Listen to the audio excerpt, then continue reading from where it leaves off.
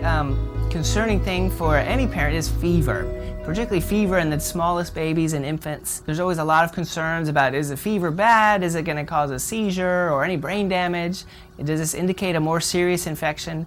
And certainly every day in the pediatric emergency room we see a lot of young children with fever.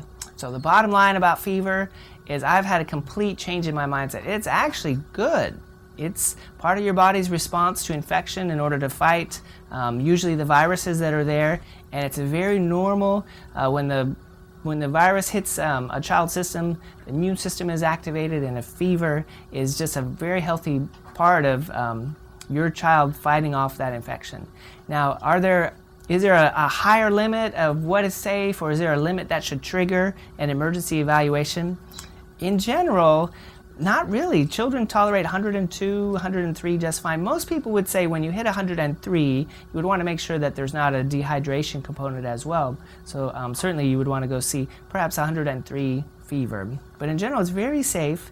And the main component of evaluating a child with fever is just to make sure there's not a bacteria that's causing it. Most common sources of bacterial fever would be a sore throat caused by strep throat, or perhaps an ear infection, maybe pneumonia.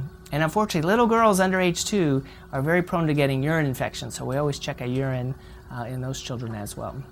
Most cases of fever can be treated without antibiotics, just making the child comfortable with Motrin and Tylenol. And what your child is doing with each fever is just building a kind of a repertoire of antibodies that will keep them safe.